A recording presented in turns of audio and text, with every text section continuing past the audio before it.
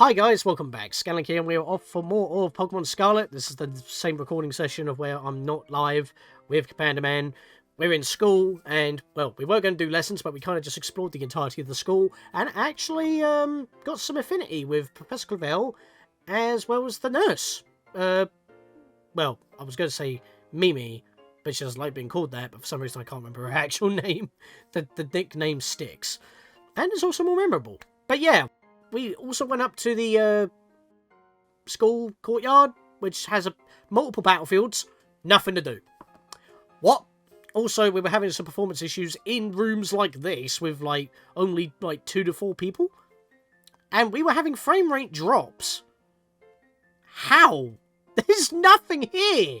I don't understand this game's performance sometimes, but we're going to do some lessons now, so I need to go back to the entrance hall, because there's nothing for us to do here. We got a lot of Pokedex milestone stuff, so we did actually get some items last time. So, if you want to check that out, it'll be like the first third at least. Actually, people do change in here. Yeah, because no one's got ghost types anymore. Oh, seriously? Look, I'm turning the camera, and I'm killing kids. Wait. He had a Pokemon.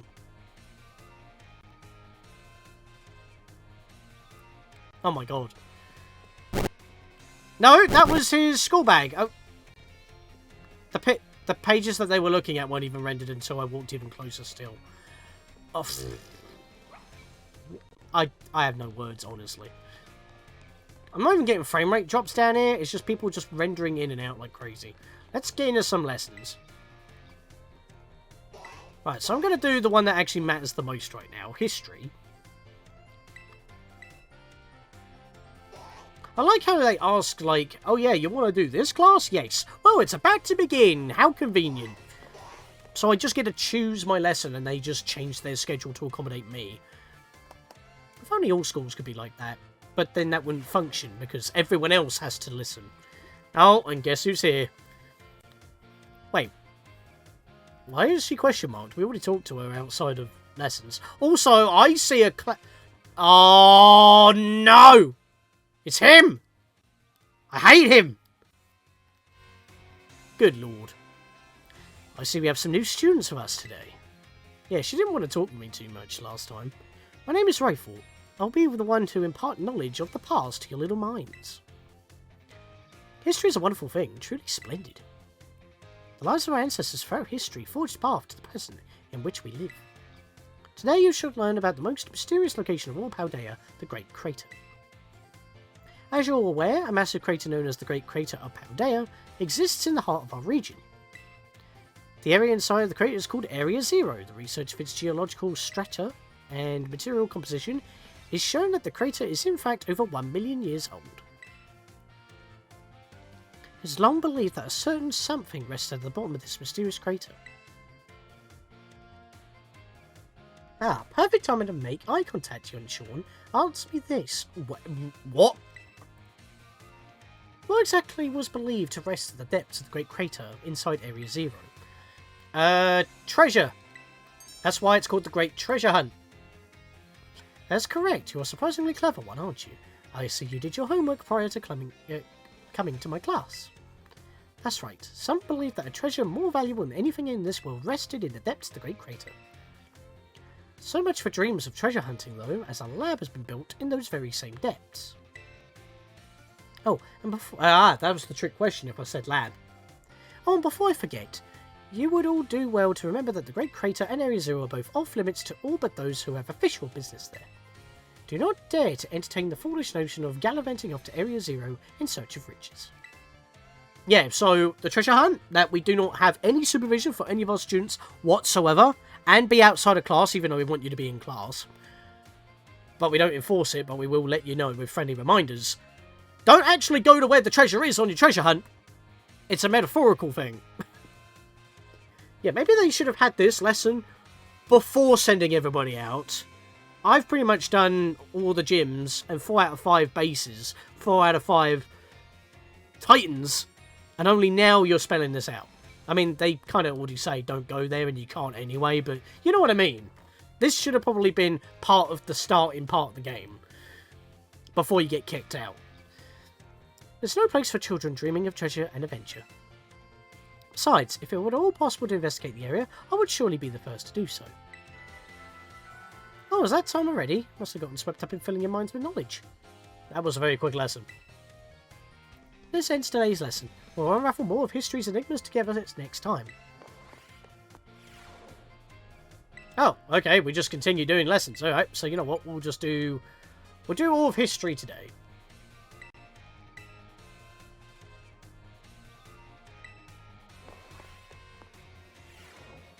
I'm going to do all the history classes starting off, and then we'll move over to another one. Maybe we'll do all the lessons in a single video. That would be amazing. Greetings, my little students. Whatever you did yesterday, it's now a part of history. Today we'll continue to unravel the marvels that history has presented to us. About 2,000 years ago, this region became under the rule of the Paldalian Empire. Historical accounts describe the Paldalian Emperor to be quite the dictator.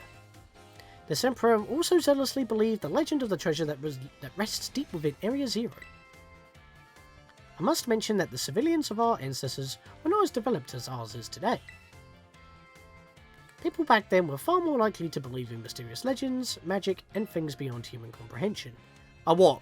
Like, Pokémon isn't beyond comprehension. In an attempt to gain power to stand against Paldea's neighbouring countries, the Emperor sent people in droves to join the hunt for the fabled treasure of Area Zero. So the treasure hunt is also like a annual event sort of thing, referencing this historical event. But you can't go to where the treasure hunt originally went to. Again, this should have been part of the same lesson.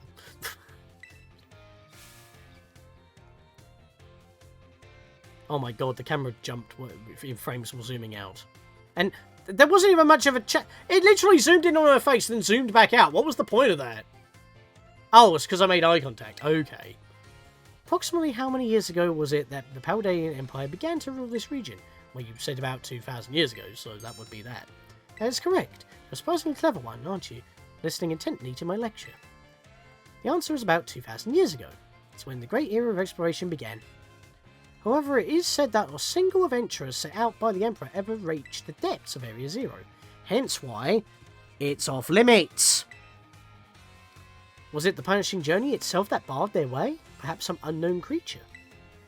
The resounding failure of this great era of exploration almost certainly heightened the air of mystery surrounding the crater. No one would give to explore Area Zero in its untouched state at that time. Yeah, but now there's a lab down there. So someone's obviously made it. I suppose we can only hope for the swift invention of a time machine. Or you could, you know, bump into time-travelling Pokemon that we know exist. Like, I don't know, entry 251, I believe it is? Celebi? Or maybe Palkia? I mean, you've got information in Sinnoh on your screen with that bloody professor, so you know. I must have gotten swept up in filling your minds with knowledge. This ends today's lesson. I will reveal more of history's enigmas together next time. Greetings, my little students. Whatever you did yesterday is now a part of history. Today we will continue to unravel the marvels that history has presented to us. As you should remember from our last class, Area Zero's great era of exploration began about 2,000 years ago. Okay, we get it. This era lasted for approximately 1,000 years, but not a single soul was able to venture all the way into the deepest reaches of Area Zero. Having poured much of its human and financial resources into the exploration of Area Zero, for so long the Paldalian Empire fell into decline. About 200 years later, or 800 years ago, the Empire and its surrounding nations united into one entity, probably for monetary gain. This was the formation of Paldea as we know it today. Ah yes, this very academy where you're now filling your young minds with knowledge was also apparently established at that time. I'm guessing they knocked down the castle for this, or the edges of Mesagoza were the original battlements of said castle. In fact, this school building, though certainly have undergone repairs through the years, is just as it was when it was built so long ago. Well, other than the board behind you, because that's technological. This very structure is a piece of history. Ah, the things of old are truly splendid. Why is her hair twitching? That one little bit is bothering me. I would certainly prefer it to not have the Pokeball portion, though. A relatively new addition. Well, you know, Pokemon related, must have Pokeball, iconic. Perfect timing to make eye contact. Well, at least that was a little bit more natural. Let's see if you've been listening to my lecture. Approximately how many years ago was this academy of ours established? 800 years ago. Look at the concentration on your face was indeed just that. I hate nothing more than when a student only pretends to listen. This academy was constructed exactly 805 years ago, to be precise. In other words, your academy here is 805 years old. At the time, it offered state-of-the-art facilities and a uniquely innovative curriculum. As such, people used to say, those seeking knowledge need look no further than the oranges of Paldea. I'm guessing, obviously, because the academy, as well as the colour, is different in Violet, that'll be different. I don't know why they gave it a different name, as well as change the colour. I obviously give it a little bit of a difference, but that means it's just an alternate universe. It is said that this proverb of sorts was even used outside of the Paldea region. Oh, is that time already? I must have gotten swept up in filling your minds with knowledge. This ends today's lesson. Bring the wonders of history in the forefront of minds of preparation. I want to know about the needles! Oh! It's changed. So it went 1, 2, 3, and now it's gone to the midterm. Okay, this might be about the needles then. This might change. It may also be a test. Not entirely too sure. It did say that there were, like, tests. Maybe this is a mock. I don't know. Greetings, my little students. It's time for our midterm examination. There it is. Right, so maybe we'll get somewhere. Summon your historical knowledge from the dark recesses of your minds and answer the questions. What is the name of the geological formation center? A, B, or C? Well, that will be the Great Crater of Paldea. What was long believed to rest in the depths? It was a treasure. Basically, the answers I've already given. How many years ago did the Paldean Empire begin to rule this region? 2,000 years ago. And it's exactly 805 years ago. Look at the year difference. Would that start to increase by 1 the older that the game gets?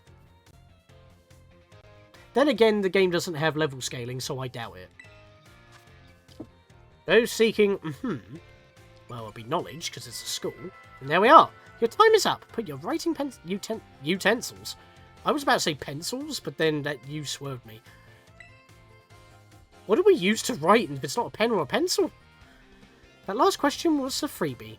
Even the least capable of you surely padded your score there.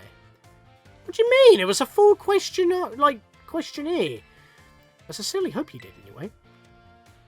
So ends our midterm examination. You may ask for your scores at the school's front desk. Well, that was simple.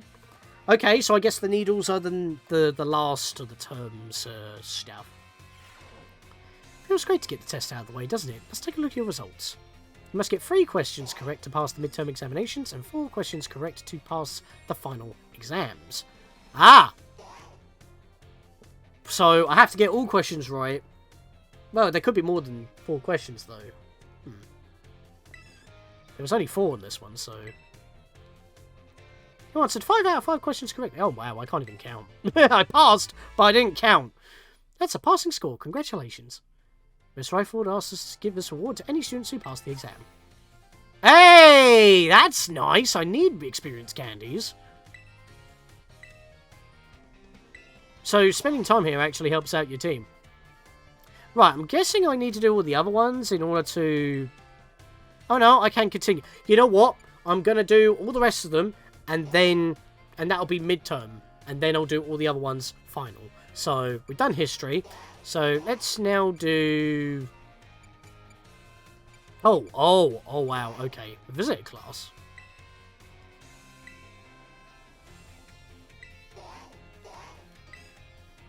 Oh, wow, okay. So you can, like, do any one again, if you so wish.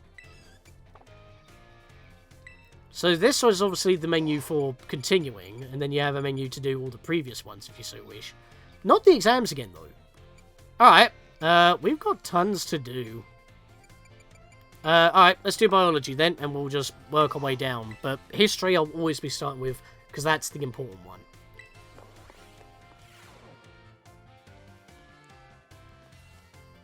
Hello, my name is Jacques, and I'll be your Pokemon biology teacher. In my class, we'll all learn about the various quirks of our beloved Pokemon together. I hope you all come to love Pokemon even more from the things you learn here. In today's class, I'll teach you a great way to get to know Pokemon in more depth. I was about to say in more in-depth, that wouldn't have been the right sentence. If you'd like to become better friends with your Pokemon, you can let them out of their Pokeball and walk along with you. Sounds great. You can use the ZR button to throw a Pokeball and let out the Pokemon inside. Nothing cuter than watching your Pokemon run around underfoot, if you ask me. Well, if they're small enough, that is. Once you let your Pokemon out, try speaking to them. Sure they'll respond in some way. It's a great way to get known better.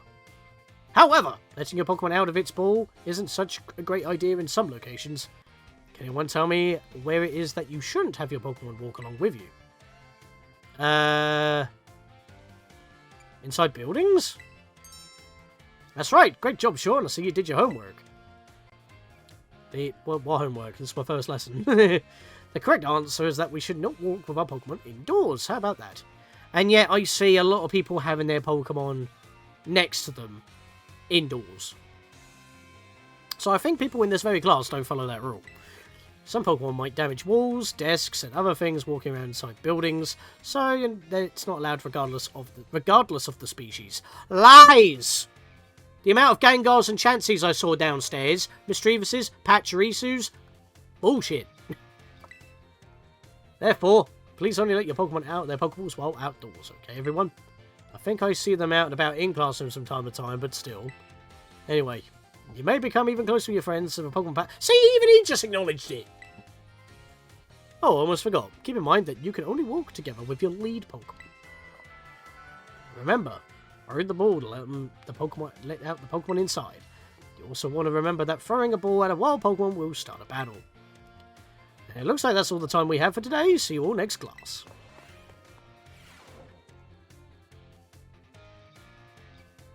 Hello, I hope everyone's ready to learn some new things today. Did you all try letting out your Pokemon as I taught you in our last class? Walking with your Pokemon lets you see how unique and cute they all are. Sends out Darkrai. That's cute! I also highly recommend picnics for when you want to spend some quality time together with the Pokemon in your party. You can get them all around the table to make some sandwiches and play. It's really a lot of fun. If you want to learn more about making food, Mr. Sarguru's class is the best place to go. Shameless self-promotion. Now, sometimes while you're out enjoying a picnic with your Pokemon, you make something very, very important in your basket next to your table. I hope you put down a basket. It's perfect etiquette. It's very important that something is what Pokemon are born from. Let's all say it together. Eggs! Yeah, you got it right. When you're having a picnic, your Pokemon are getting it on behind your back. I mean, this is biology, so I guess sex education for Pokemon kind of makes sense. The very important thing I'm talking about is a Pokemon egg. It's not clear where these eggs come from. I mean it is, but we all say that because children. Even though breeding is clearly a thing and it's called breeding, so I don't understand how this is a practice that we have, but they're probably placed in the basket rather stealthily by the Pokemon at the picnic. If you get what I mean. Walking around with an egg will help warm it, and it allows it to hatch. Eggs won't warm up sitting in the boxes, though. You'll need to have them in your party. And if a Pokemon has Flame Body and it's next to the egg, well, that just helps even more. There's something important thing that I'd like you to remember about eggs. Pokemon entrust us with their eggs because they believe in us. So I sure be happy to see you all being responsible parents for your little Pokemon eggs. My most important point came as right as the bell rang. Well, see you all next time, I guess. Yeah, he tends to run over a bit. Hello, I hope everyone's ready to learn some new things today. I seem to remember teaching you all about the importance of eggs in our last class together. On that note, is everyone using their Pokedex? Yeah, I know, I developed it, yada yada yada, help me with stuff and all that. So, shameless self-promotion, but it is an important thing. It registers the Pokemon born from eggs as well as those encountered via other methods, so don't you worry about that. Just so you know, I'm the one who developed the Pokedex app. I mean, you know. It was way before I started teaching here at the Academy, though. Back then, I was a researcher. In fact, Director Clefairy wasn't working in education at the time, either. Yeah, I've heard about this with Team Star. Apparently, all of you were new faculty at the exact same time. He was researching alongside me at the same facility. We got to research Pokemon together day in, day out. Those were fun times. I got yelled at all the time, though. Wait a second, how did I get into this? Pretty sure I was talking about the Pokedex. Anyway, today I'd like to teach you about catching Pokemon. I've caught over 140 species. As you all know, it's a great way to catch a Pokemon as easily as to lower its HP. But there is another way to up your chances of a successful catch. Can you guess what it is? Inflict the Pokemon with a status condition. That's right, Sean. Great job. A great technique for making a Pokemon easy to catch is to inflict them with a status condition. Sleep is an especially effective status condition. Makes Pokemon drastically easier to catch.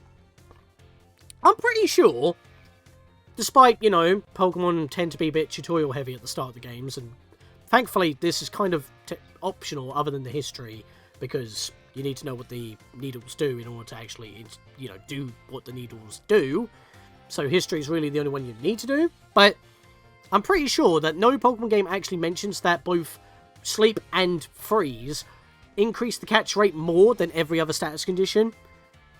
Like Paralysis, Burn, stuff like that. Confusion doesn't do that. The ones that have the little icon in your menu. But yeah, it actually specifies it here. I like that. If you have a Pokemon that can use moves that puts Pokemon to sleep, like Sleep Powder or Hypnosis, filling up your Pokedex will be a cinch. There are other ways to improve your catch rate as well, like using Pokemon specifically designed to be effective against certain Pokemon or in certain conditions. Eating food that gives you your catching power works too, or sneaking up on Pokemon from behind to catch them by surprise when you start a battle.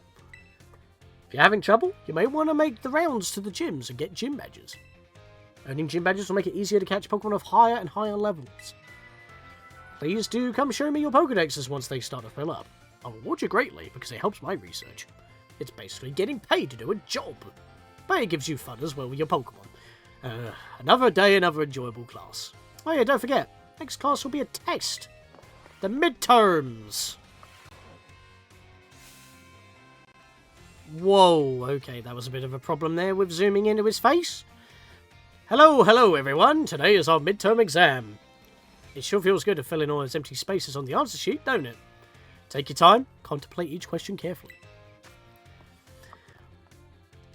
What button do you use to let... Oh, okay, so it's not the same as like with the history lessons where we had to answer the questions and then do it again. It's slightly different. So, what button do we use to let a Pokemon out of its bowl to walk with us? The ZR button.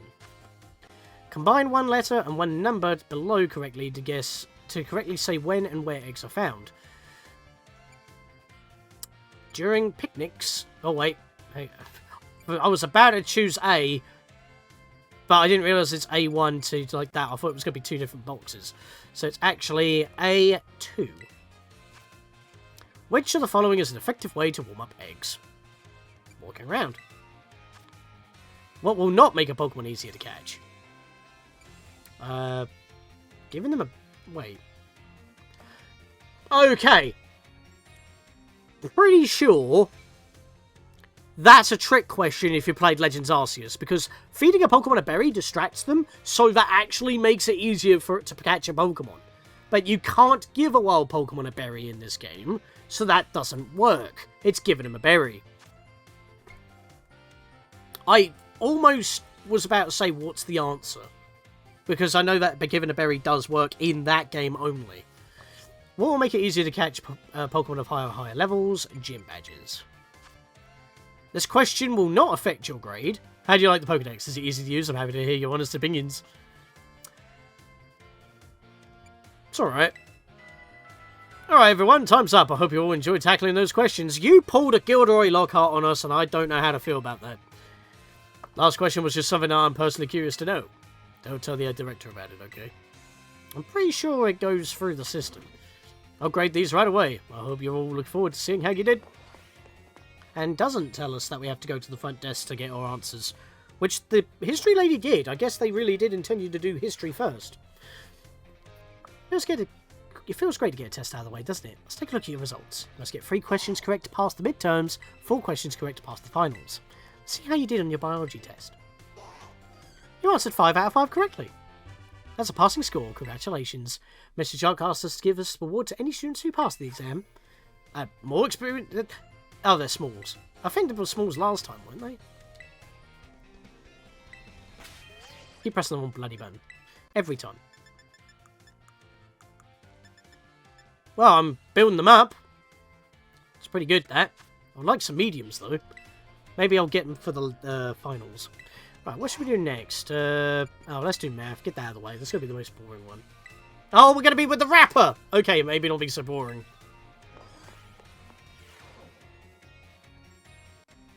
Yeah, she definitely looks quite different when she's not in her gangster getup. Hello, everyone. Nice to meet you. My name is Rhyme, and I'll be your math teacher. Is it Time or Rhyme? Probably Time. I would assume it's Rhyme because she raps, you know? That would make more sense. But there's no H, so it must be Time. Sorry to put you on the spot at the start of the class, but let me ask you a quick question. Do you enjoy numbers, arithmetic, and the like? Not necessarily. It's kind of a necessary evil. Sort of. Oh my, thank you for your honest responses. Some of you may not like numbers, some may not. I think it's a wonderful mix. No matter how your opinion is on math, I hope you find yourselves enjoying our lessons together. I'll do my best to find a way to match up your interests for all types of math lessons. Speaking of which, are you caught up on your studies of Pokemon type matchups? Wait, what? How's this math related? For example, grass is strong against water and water is strong against fire. Yet this doesn't sound like math. You're good with Pokemon, so let me ask you this. Bearing in mind that water is strong against fire, if the move Water Gun hits a fire-type Pokemon, what becomes the move's damage? Oh, I see what you mean. It's doubled. Okay, this may not be as boring. This may be a little bit more in-depth. As in, down to the mechanics of the game and not just... I thought it was just going to be simple math questions, honestly. I mean, knowing this game as well as knowing Pokemon in general, you never know. But then again, why would you program math questions like that in a Pokemon game? Using moves of a type that your opponent is weak to is a super effective tactic. It multiplies the damage by those moves in 2. On the other hand, by using moves of a type that your opponent's resistant to isn't very effective, it divides the damage moves by 2 instead. Doesn't mean to... I don't mean to encroach on Miss Dendra's battles territory, of course, but I thought I might use a lively topic as an example. You know what? Saying that, I went to the courtyard upstairs, couldn't do shit. So, is this kind of like a merge? Do it down here, but not up there, sort of thing? Don't take that out of context. That can make math fun for those who you don't think much on the subject, don't you think? Oh my, is that the bell? I suppose that's all for now. What a shame. I'm looking forward to seeing you all in the next class. I hope you're looking forward to it too. Hello everyone, let's have a fun class today. Tell me, do you all enjoy shopping? Buying tasty bread or choosing new clothes, even just window shopping, so much fun. In today's class, I'd like to use shopping, one of my own favourite hobbies mind you, okay, to teach you all about math. I'm sure everyone here has visited a Pokemon at least once. There's all sorts of Pokemon items. Pokeballs are one of the many useful things you can find there. They cost 200 Pokédollars each. Now then, I'd like you all to do some thinking for me here. One Pokeball is 200 Pokédollars, so if you had 2,000 Pokédollars and bought as many Pokeballs as you could afford, how many would you receive? 10. Wait, what? I suppose this was a bit of a trick question. Oh, it's 12 because of the freaking Premier Balls. She got me. She actually got me. I mean, technically, my math is correct. But, you know, we weren't factoring in Premier Balls. You said Pokeballs only. How many Pokeballs could I afford? You didn't say Premier Balls. Rude. Makes me feel dumb. With 2,000 Pokeballs, you can afford to purchase a maximum of 10 Pokeballs. However, when you purchase 10 or more of any one type of Pokeball, you also receive a Premier Ball, a special white ball, as a bonus. Yes, but before, if you buy over 10, you only get 1 for going over 10. It only, like, recently, a couple of generations ago, that every plus 10 Pokeballs gives you a Premier Ball. So it would have been 11, but now it's 12. So yeah, in this case, 11, because we didn't buy 20 Pokeballs, excuse me. Sure, it's nice to get a little bonus like that on a shopping trip, isn't it? Right, so will we get docked points for getting that wrong? Is that the bell? I suppose that's all now. What a shame. Looking forward to seeing you all in the next class. I hope you look forward to it too. Right, Premier Ball. Got it. Even though you said Pokeballs, Premier Ball. Plus. Ah! The Psyduck became a Gengar! Ah, it's nighttime.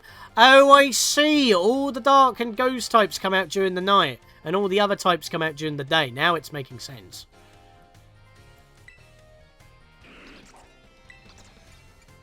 Let's go back into math one more time.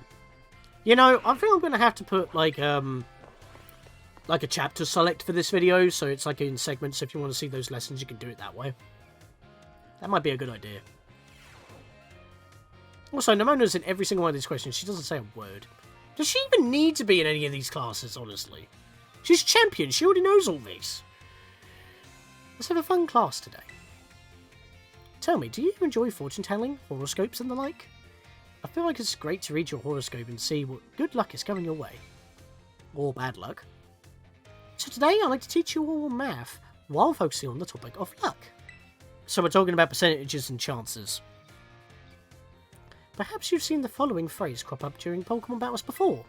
A critical hit. Wait, you may have seen a phrase come up in Pokemon battles before. Are you telling me that when we're fighting, we're looking on our Pokédexes, and it tells us if we hit a critical hit or not? Is that how we see these messages? Because every time I swivel the camera, I don't see anyone holding their Pokédex or having their phone, Rotom, whatever, floating in their face. So how the hell do we know if it's a critical hit or not? When a Pokemon's attack lands as a critical hit, the damage it deals is increased by half. In other words, it deals 1.5 times as much damage as it normally would. Truly luck that determines whether your Pokemon lands a critical hit, or has one landed on it. It can be great upset in battle. Does anyone know what % chance a Pokemon has of landing a critical hit? I actually don't know the chances of a critical hit, but 1 in 100 seems way too low. I'm going to say it's 4 in 100, but it gets... Oh, I don't actually know this. 4%. Okay. Because it doesn't happen all the time, but it doesn't happen often enough unless it's back-to-back, in which case you're just unlucky.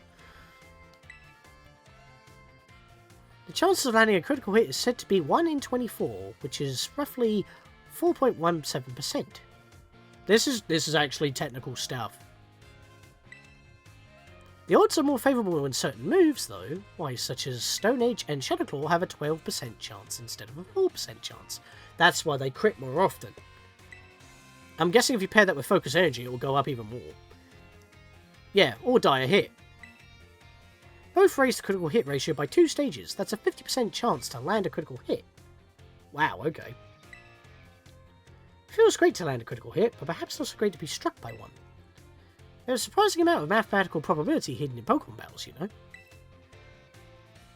I didn't actually realise it increased the critical hit chance by that much, because I know that in Gen 1, it's supposed to quadruple the chances, but it actually, you know, divides the chances by 4, which means it practically means never. Unless it underflows, which I don't think it can do. If you're able to do the calculations that will swing luck in your favour, it may open the door for more strategic choices for you during battle. So, high critical hit chance moves, a couple of die hits, and I'll crit all the time. Got it. Is that the bell? I suppose that's all for now. What a shame. Next class will be our fun midterm exam. I hope you'll all be looking forward to it.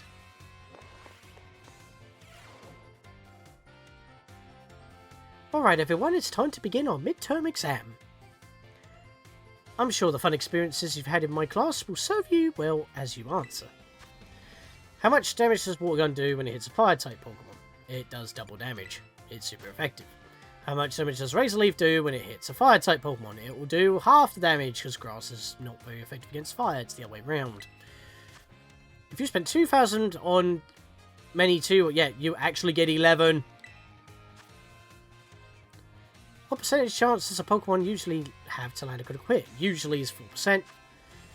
How much damage does a move deal when it lands a critical hit? 1.5 times as much. Alright everyone, time is up. Put your hands on your laps now. You were all concentrating so hard, I can't wait to see how you did. Do go ask for your scores at the front desk and then take a nice break. Yeah, Jacques didn't say that. That's really interesting. Also, when I do return to the front desk, if it's morning, I will go and walk around again because it seems to change during the day as the people mentioned in the last video, but I didn't actually realise that was the case-ish. So I should have done that. It was great to get a test out of the way, doesn't it? Let's look at your results. Yeah. See how you did on your math test. 5 out of 5. There we go. Passing score. Congratulations. Miss Time asked us to give this reward to any students who pass the exam. More experience candy. Smalls. Nice. I think I'm going to be levelling up a bit. So, is that Gengar licking its chops? Yes, it is. It's licking its chops. Oh, hello there. Even Gengar laughed. Could you stop being a menace? Wow. Right. Since we had some battle stuff, let's do battle studies. Yeah, Dendra. Yeah, because the math teacher was stealing her material. So let's get more material. In fact, what was the point of... Oh, wow, okay. Wait, are these going to be actual battles? So is this what we do?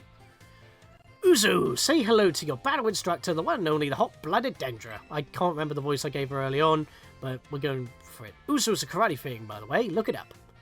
My age? 25. Hobby? Working out. My type? Well, fighting. Strong and muscular fighting types. Yep, of course. That's it for my introduction. As for my class, this is where you'll get to learn the nitty-gritty of Pokemon battling. We'll start with the basics so that no trainer gets left in the dust, so if you're new to this stuff, have no fear. Leave it to me and my muscles, and you'll be pros in no time. Let's set up fighting spirits ablaze together. So this is basically PE. Pokemon have all kinds of attack moves at their disposal. Each move has certain qualities that you'll want to remember. I'm talking about the power, type, and category of these moves. Higher power means more damage, especially if your opponent is weak to that move's type. I heard that someone stole my material for their maths class and had it in their exams. Heads up, new kid. Question coming your way. Oh no, it's not going to be Dragon Shout, is it? There are 2 categories that attack moves can fall under. Know what they are? Physical and special. Moves you love and moves you hate. I mean, that's just kind of accurate. Awesome, you're as sharp as I expected, new kid. Looks like you have a handle on the basics. Anyway, attack moves are split into 2 categories, physical and special. Physical moves do more damage the higher the Pokemon's attack stat is, and special moves do more damage the higher the Pokemon's special attack stat is. These used to be tied to types, but Pokemon have got better over the years. The other side of things, Pokemon getting hit by these moves can take less damage by having a high defense or special defense stat, respectively. In conclusion, Pokemon are good with physical moves should raise their attack stat. Pokemon were good with special moves should raise their special attack stat. Trying to raise both these stats equally will just make it hard for the Pokemon to shine properly in battle.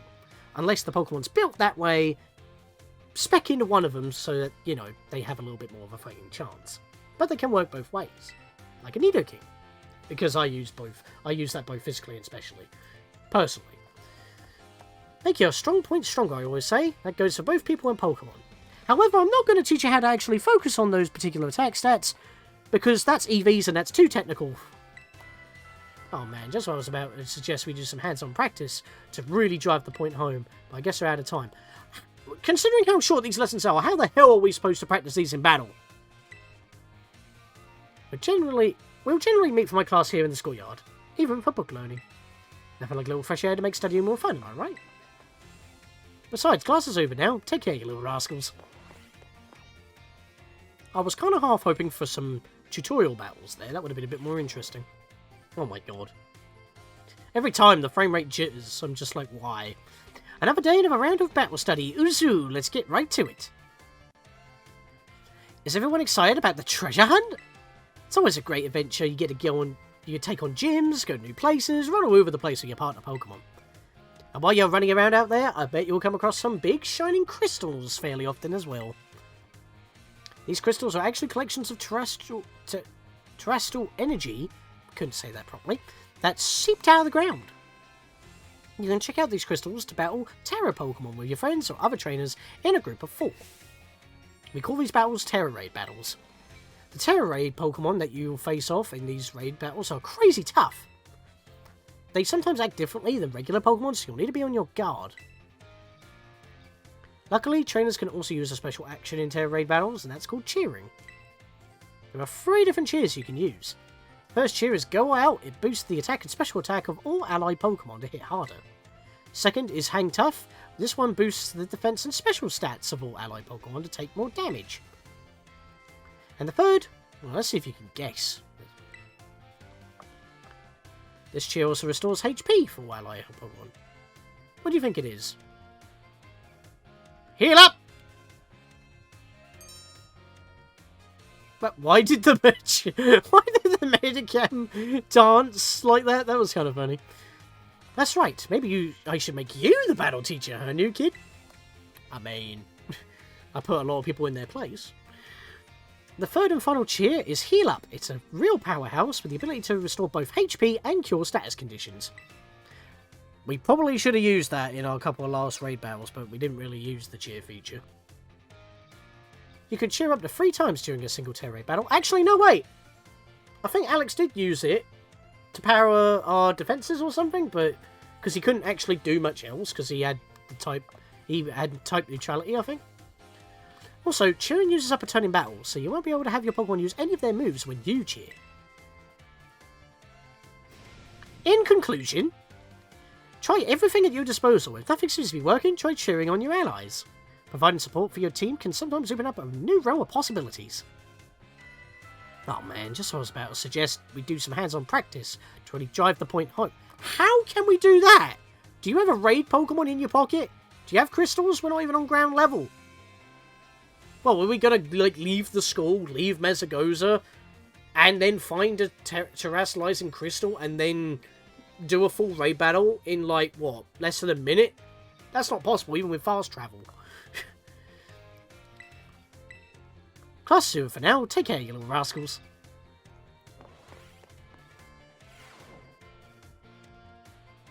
Another day, another round of battle study. Uzu, let's get to it. Last time, we learned about Tera-Raid Battles. Did any of you have a chance to try them out? Done a few. Tera Pokemon are super strong, and the fact that difficult ones will use even tougher tactics that you'll need to deal with. I'm talking about their Tera Shields. What happens when a Pokemon has a Tera Shield up, you ask? Well, it takes way less damage for one. It has a big effect on morale too. When trainers see that shield go up, they feel doomed, like there's no way to win that battle. Yeah, we had that. So here's a question for you. If the Pokemon you're battling puts up its Tera Shield, what do? You terrestrialize and attack it, which I think was our problem. That's right. You're a regular Tera-Raid Battle Master, aren't you? Just said that we kind of had some struggling on that one. I sometimes forget terrestrializing exists, honestly. Regular attacks don't do so well against Pokemon that have their Tera Shield up. But if you have your Pokemon terrestrialized, there's an effective method to overcome that issue. Terrestrialized Pokemon will do more damage to shielded Pokemon, especially if it uses a move that matches its Tera type. Dealing enough damage to a Pokemon with its Tera Shield up can destroy the shield and break the Pokemon's stance. Ah, we get Topple and Break. This means it's important to properly time your terrestrializing in Tera-Raid Battles. And remember, you only get one shot. In conclusion, as they say, fight fire with fire and Tera Pokemon with Tera Pokemon. Be sure to work together with your teammates to smash through your opponent's Tera Shield. We're going to have to do more raids. Plus, I want more experience candies. Just what I was about to suggest we have some hands-on practice to drive that point home. Again, we're going to have to leave the school and do all that. I said this last lesson. Maybe you should have, like, some sort of pillar coming out for the middle of the school so that you can have one generating right here. Just a tip. Next class will be our midterm exam. Aim for a perfect score. Uzu! Uzu! Ah! We're in a classroom. What? Sorry to all of you who went to the schoolyard first before finding the right room. I guess we can do our test in the classroom, at least. It might be hard to write your answers out on the field. Alright, time to put on your game faces and do battle with those test sheets. I'm kind of disappointed that we didn't have test battles. I mean, even Pokemon XD had those kind of battle tests and simulations. And this is a 3D Pokemon game. The higher Pokemon's special defense, the less damage it takes from special attacks. Which of the following has no effect on a move's damage? The move's name. How many trainers are on a Tera-Raid Battle team? That'll be 4. What's an effective method for breaking an opponent's Tera Shield? Terrestrializing and attacking, because I'm an idiot. What's Miss Dendra's favourite type?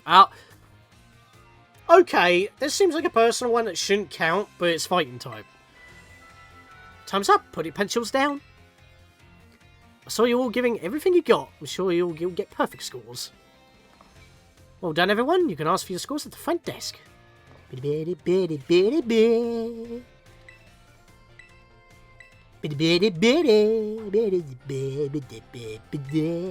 is. There it is. Alrighty. Alright, what next?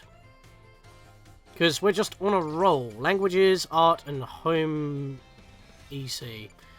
Let's do home EC. With Mr. Saguro. Oh, hello again. I see we have some energetic young ones in our class this time round. My god, look at the pointy facial hair. They call me Mr. Sagaro. Your time here will be spent obtaining knowledge and skills indispensable for daily life. Many of you have left the care of your parents to live here on your own in the academy dormitory. I pray that the knowledge I impart to you will improve the quality of your lives and the necessities thereof. Food, clothing, and shelter. Was he a late arrival? Did he teleport in with an Abra? What's going on? That kid just beamed in. Out of these 3 categories, I assume the most pressing and interesting for you all is food. When you eat sandwiches on your picnics, the HP of your party Pokemon will be restored. Useful when there's not a Pokemon Center about, although there are quite a lot of them. You'll also gain something called Meal Power, which will provide all manner of benefits. For example, those powers can make the Pokemon easier to catch or increase experience points that your Pokemon receive, normally according to type. I think you'll also find that the breadth of these effects can be expanded by crafting sandwiches of superb flavour. What's more, certain something that is particularly important when we wish to receive meal powers with even more helpful effects. Let me see. Master Sean, why is everyone picking me? Tell me, what must you keep in mind to receive even more helpful meal powers?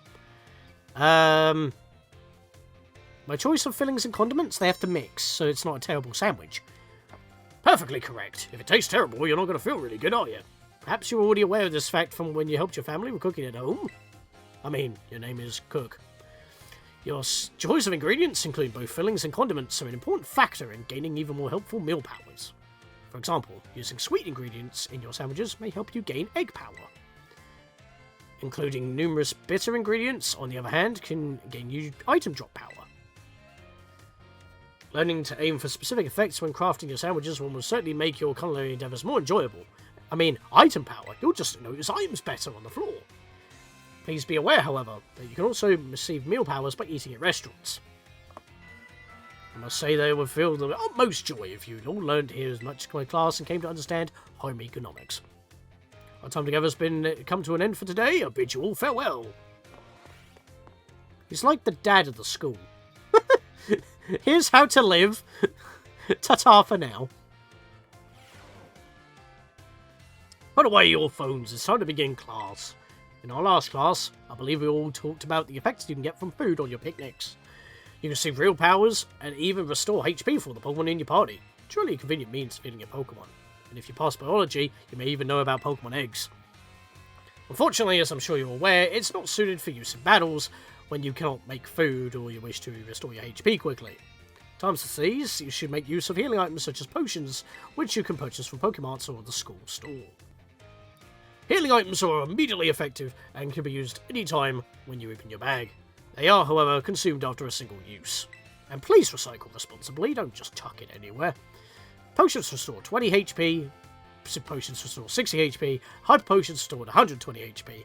They used to be a little bit different. Super Potions got buffed by 10, but Hyper Potions got nerfed by about 80. It was to make the max potions actually have more worth, because people just kept buying full restores and it was a waste of a product.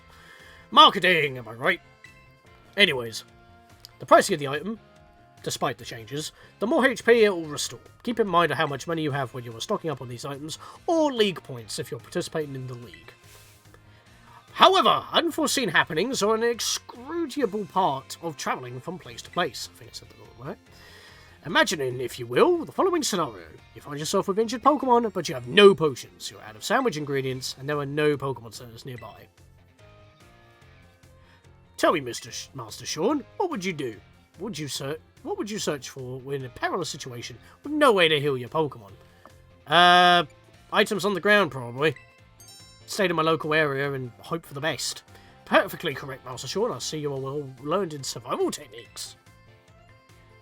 If you see something shiny on the ground, it's actually an item that's been dropped there.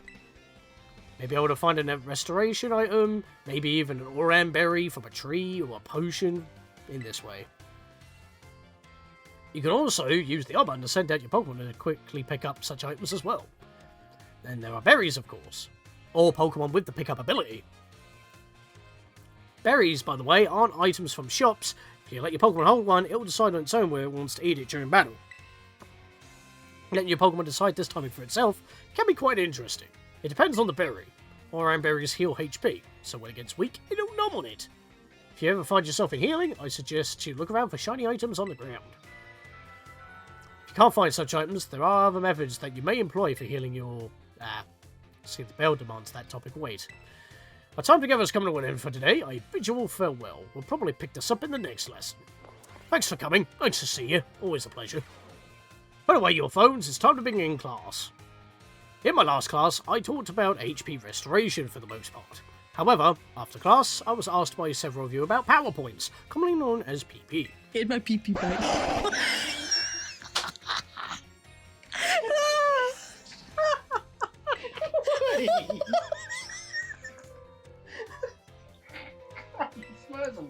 I couldn't resist. Don't laugh. It's an acronym. When a Pokemon loses all of its HP, it faints and it can no longer battle. But what happens when a Pokemon loses all of its PP on each of its 4 moves?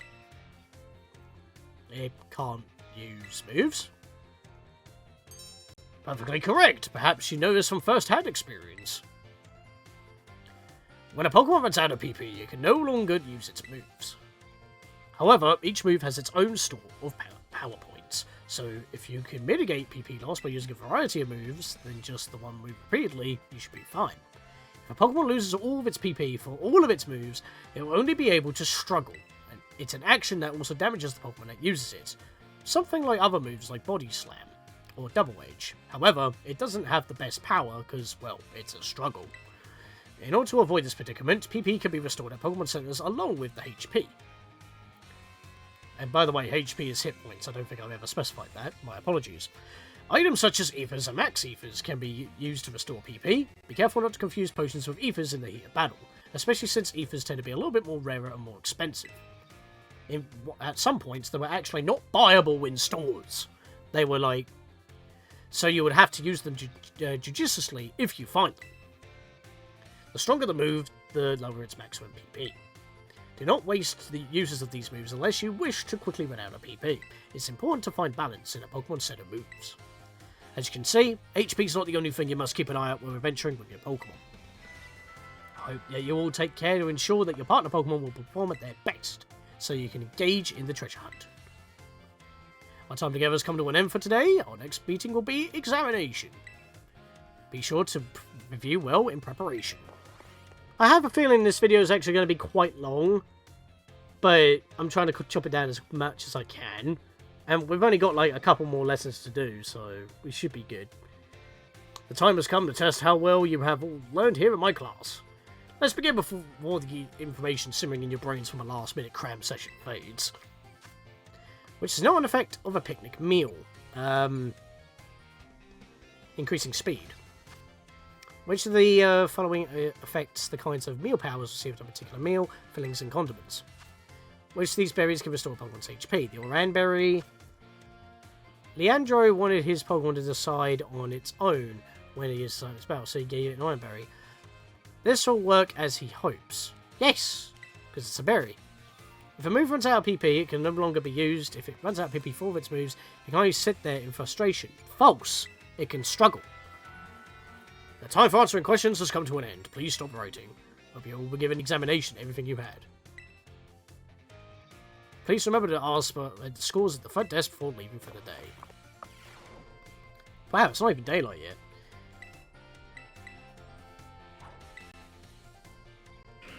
There we are, 5 out of 5. But thank you, Gengar. I appreciate. And there's another 5 experience candies. Ironically enough, just doing all this just amounts to experience candies. Yeah, I think I might have to explore. What I'll do is I'll wait until it goes morning after I've done all the midterms, and I'll start the next video on there. All this will just be all the midterm examinations and stuff. Just easily more digestible that way instead of trying to get into a 35-minute video. That lady is just on a cycle, isn't she? She just keeps walking in front. Let's do art, because I like art. Mr. Hassel.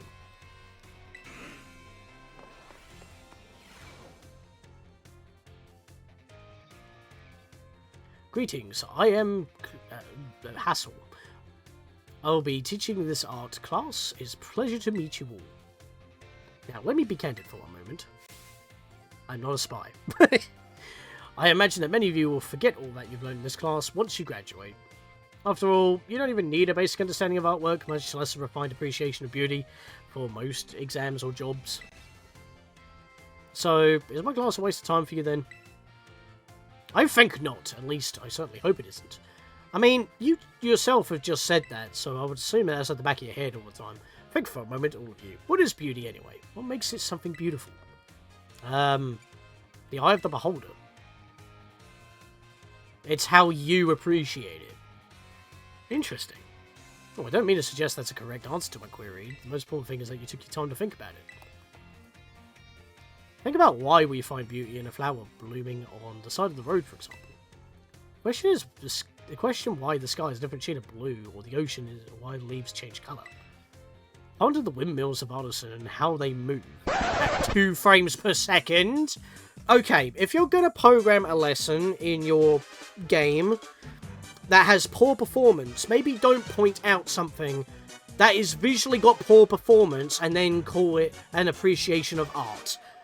No offense to the developers, but you can't do that. Because you're basically saying, oh, maybe I should go check out the Artisan windmills and look at them. And then I see them running at, like, a lower frame rate than the rest of the game. Like, you can't. You just can't do that.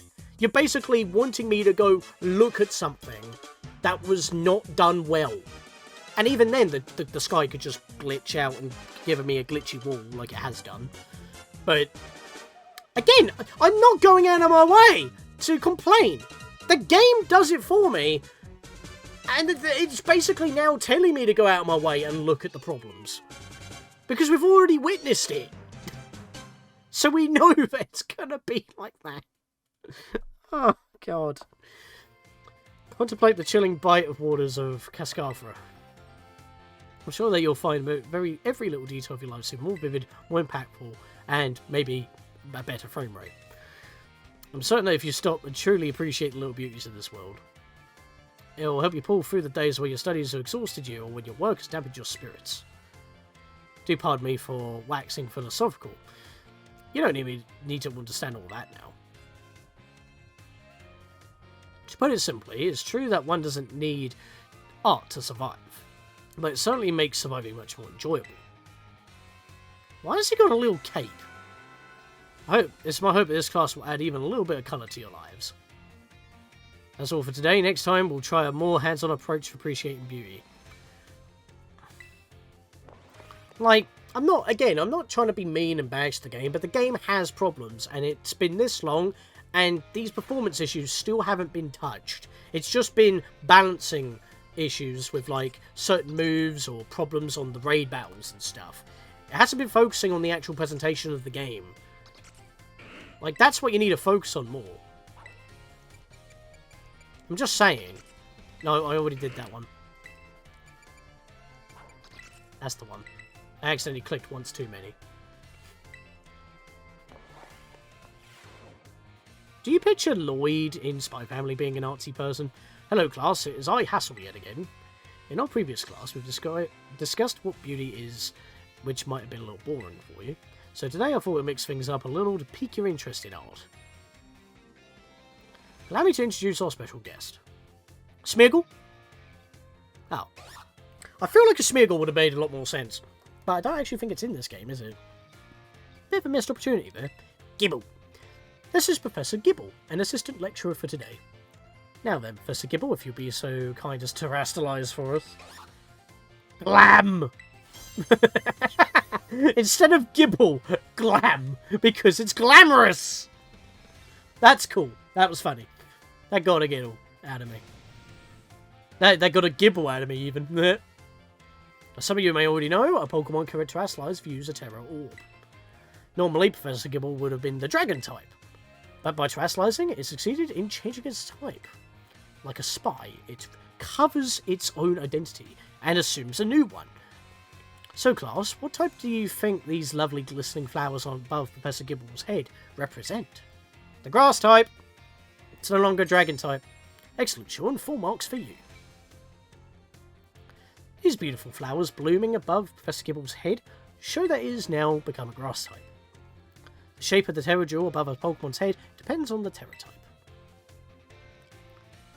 To summarise, if an opponent's Pokemon terrestrialises during battle, observe a Pokemon's Terra Jewel closely to see what type it has become.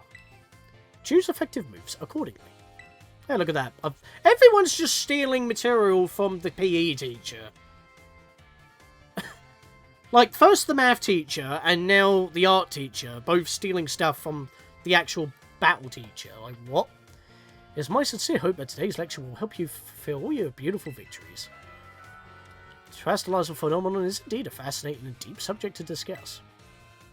That's it for today, class. Thank you, Professor Gibble, for your help. Glamgib!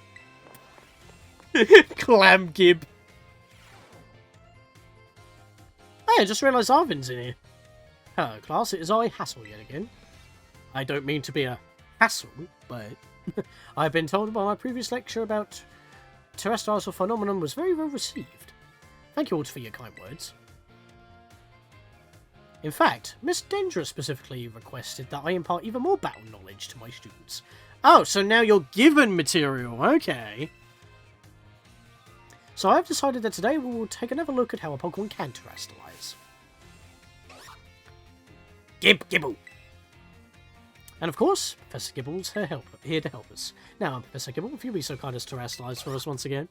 Glam! I guess he's glam to do it. Oh, wait, he changed it. Now, what do we have here? Last class we saw grass-type terrestrialization, but this time we have something of a different shape.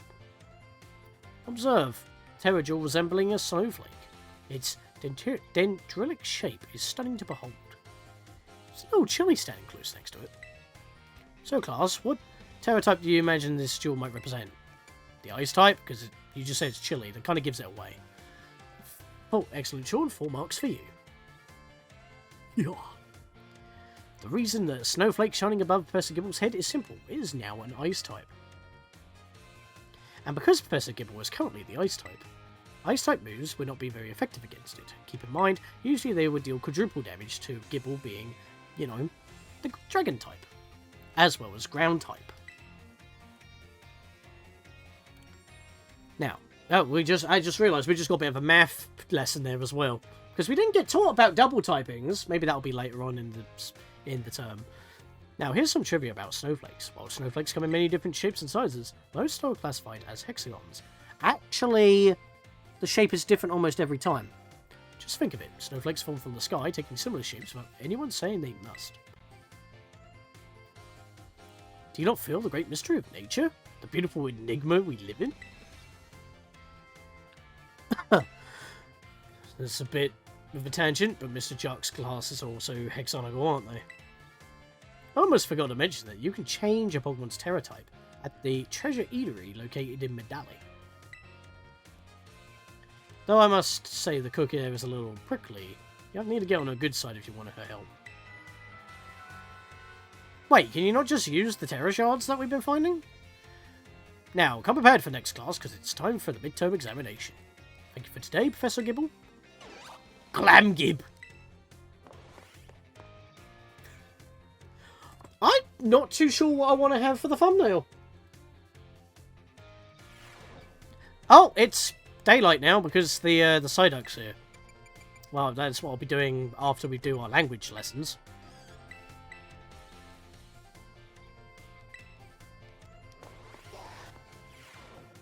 I do hope you're all ready because it is time. Oh yeah, look, Arvin's not here and now it's Nimona. I do hope you're all ready because it's time for your midterm exam. Focus and do your best. And begin! What is the name of the gemstone that glows over her head when it translizes? That is the Terra Jewel. When the answer to question 1 is in the shape of flowers, what does it represent? Grass type. What shape is are most snowflakes classified as? Hexagon. Where is the eatery? That was Medale. What makes something beautiful? There is no correct answer. Time's up. That's it for today's test. Pencils down, please. Actually, hang on a minute. Saying there's no correct answer is the correct answer. That in itself is incorrect. So there's no way to get that right. I would rather not have any students worry about passing or failing my art class, but tests are tests after all. Anyway, good work everyone. You can check your results at the front desk. Right, let's give me my questions. Perfect marks yet again. Hey, the Psyduck celebrates. That's cool, honestly. I like that. That's attention to detail I like! And the funny thing is, you got a Psyduck in a school. How does it not have a headache? Why is magical shit not happening with psychic abilities? Anyway, what we got now is languages with Salvatore. So, let's get these done and the midterms are complete. My dear students, how are you all today? Feeling good, I hope? Aren't you just the charismatic man? Je m'appelle Salvatore. The name is Salvatore. Merci beaucoup, that is. Thank you very much for your attention here in my class. I'm so happy for this chance to re-experience my younger days with you all. Do you know what Salvatore means? It means savior. Just imagine I'm here to save you from spooky new languages. Funny, no? That's right, my classes will teach you about various languages from different regions. You may say good morning or hello as a greeting, but people from elsewhere may say bonjour or salut. I've heard there's even a popular streamer out there who smashes several languages together, like hello, hola, sayo, God's sake, ciao, and bonjour. There are so many regions out there in our world, each have their own unique languages. I'm probably going to struggle with this, because it sounds like it's literally going to be actual different languages. And I'm terrible with different languages. Gracias, merci, CZ, arigato, dunk. These all have the same meaning. Can you guess what it is? That is, thank you. You know, that would be an easy question to actually get wrong if you don't know multiple languages. But at the same time, you know, you have basic languages in high school or secondary school, whatever you want to call it, depending on where you live. But it's still something that you may not get immediately, because I'm terrible with languages. Bravo, that's correct. Speaking up is important language learning too. Gracias, merci, zizi, these all mean thank you. I think I'm saying that right, at least. I guess some of you probably knew at least one of those. I mean, I guess that would be an easy way of answering the question. Just get one of them and you'd be like, ah, yep, yeah, okay. Despite meaning the same thing, their lengths and sounds are all different. Isn't that interesting? And now, apropos of nothing, let me give you one last of my words of advice. When you travel abroad, you should try to speak the local language as much as you can, even if you can't speak it very well. I'm sure your willingness to try and make the people you meet, Trey Harus, very happy. Honestly, from my experience, just being able to say hello, delicious, and thank you in the local language will get you very far. Well, they're all positives. For everything else, just pretend you're Mr. Mime and gesture away. Oh, there's that pesky bell. Guess that's all for the time we have for today. Well, adios, matinee, a la prochaine. See you later, everyone. I am sorry if I'm butchering some of these languages. I am terrible. My dear friends, how are you all today? Feeling absolutely fantastic, I hope. It's time for Salvatore's language lesson. It's Are you ready, everyone? You can answer with yes or oui. Oui! That's super. In our last class, I believe I taught you all how to say thank you in other languages, right? In le cours de hui, considering I'm trying to actually read this out loud and he's supposed to be a teacher, this is just completely butchering the whole bloody premise. Today's class, we will learn about a certain word I'm sure to make everybody happy when you use it in your travels abroad. What word, you ask? Well, you'll have to guess. Delicioso, Hershey, Wuno. Can anyone tell me what these words mean? Delicious, because one word looks pretty similar. I would assume it's delicious. Hua, correct. Super. I know I can count on you, Sean. Now, don't count on me too much. I'm trying. All these words mean delicious.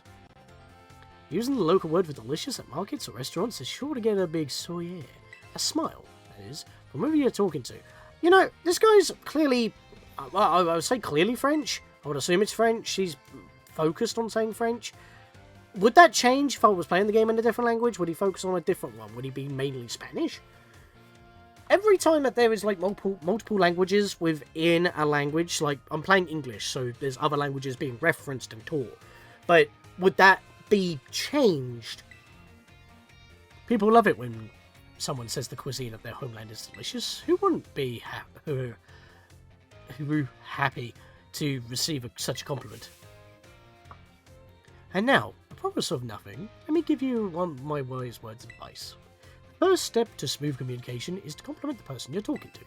After all, it's not very likely that a compliment would put someone in a bad mood. This doesn't only apply to people in other regions either. Same for all of you too.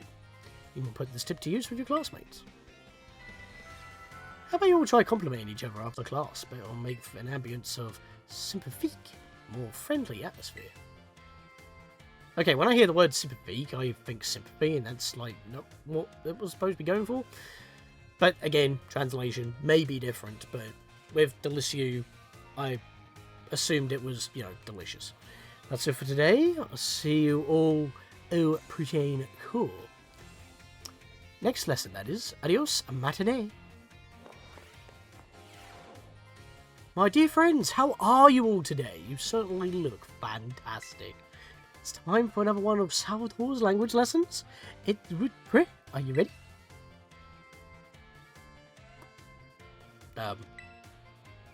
Are you all... Are you all ready? Yes! Should be very good. My lessons are not a one-way street, no. I'm triste when no one speaks up. Very sad, that is. And sorry, it's difficult. In our last class, I believe I taught you all how to say delicious in other languages, right? In le cours d'aujourd'hui, today's class, we will learn about a very special phrase that you can put to use when the timing is just right. I t'aime, je t'aime, tamao, lebich. I apologize. Does anyone know what these phrases mean? Je t'aime, I believe that is I love you. Yes. The only reason why I knew that, and this is a bit of a fact for me, because, I like comedies. And it was during the quote-unquote sex scene with James Carter and John Viev in, I believe it was Rush Hour 3. Yeah, the one with...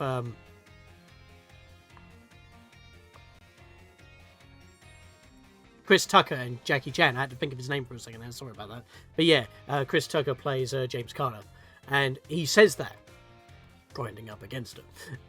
So that's how I got that answer. It's just a fun fact, I guess. But yeah, those trilogy of films, awesome. And they never made a fourth film. And all three of those films focus on Jackie's character, Inspector Lee. They all focus mostly on his side of things. The full film was actually going to focus more on Carter's side of things, but it never happened. But I think I've heard rumours that it was in development like about a couple of years ago, but, you know, a couple of years ago, we're in 2023 right now, I think you know what happened. That probably put a pause on things. So, you know, and we don't know if they're still doing it or not. But Red Dwarf's coming back. You deserve a Medalla d'Or, a gold medal. These three phrases you may know, I think. Why? Because they're all quite famous ways to say, I love you. Oh my, have I embarrassed you all, my friends? What timid little garçons they feel. Shy boys and girls, that is. It's so very important to express your feelings about things to others, you know? It's especially true for positive emotions. If you get married someday and argue with your spouse over some silly little thing, all you have to do is apologise and say, I love you. I don't think you should be giving dating advice, because that doesn't always work. Like, there's been case studies where just saying that doesn't fix things. It's like, oh, sorry, I love you. Yeah, it doesn't work. But then again, he did say use it at the right time. I should know. Why, just last week I had a big argument with ma femme, my dear wife, that is. I was quick to say I'm sorry and all was well. Really now. Approve of nothing, let me give you one of my wise words of advice. It's best to be quick to apologise when you have an argument with someone. I mean, what if you're right? You obviously don't want bad blood, but you know, you have arguments because opinions differ, and if there is a right and a wrong, then you might be right, so I'm just saying. I'm understanding, I look at both sides of the argument, I'm just saying. Anyways, we got the midterm lesson now. Once we've done this video will be over, and this is a big one, I can tell. Ajud hui. Today we take our midterm exam. Relax, that is, and do your best. Are you ready? Let's begin. Right. Gracias arigato, that's thank you. Which the following means delicious. Well, delicious. Which of these phrases doesn't belong? Well, time to eat. When speaking with a person... hang on a minute, was that incorrect term in the current language that the game's set in? Because that makes it obvious, I don't know. When speaking with a person was the first step to smooth communication. Compliment them. What's your beloved teacher's name? Salvatore with a T! Sizfini, time is up.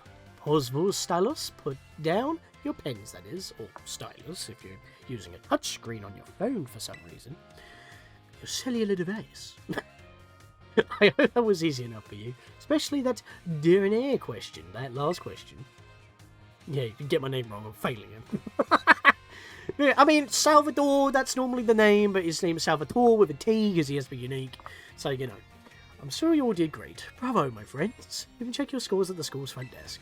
And with that, with all of them passed, because I know I passed that one, that is all the midterm stuff. I get, in my head, I think that was a good way on splitting it. I was going to do a little bit here and there and then make it into separate videos, but I decided, screw it, I'm just doing it all in one go. That's all the midterm stuff. So, you know, again, easy if you want to skip if you're not interested. But we got tons of experience candies, and it's also daylight, so at the beginning of the next episode, I'm going to talk to this Psyduck. Okay, I guess I'm not talking to this Psyduck. He's very happy, though. But yeah, I'm going to see you guys next time for we do the last set and the full term examinations, perhaps, as well as have a little look at the downstairs here because it's daylight and we haven't done that yet. See you guys.